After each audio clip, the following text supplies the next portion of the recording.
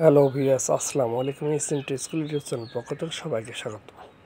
তোমরা অবশ্যই থাম্বনেল থেকে বুঝতে পারছো যে 92 পৃষ্ঠা উত্তর নিয়ে আজকে হাজির হয়েছে। এর আগে 93 পৃষ্ঠা উত্তর করেছো, অবশ্যই তোমরা বোঝা করার চেষ্টা করছো। এখন 92 পৃষ্ঠা উত্তর এখানে বলছে যে শব্দ দিয়ে বাক্য বানায়।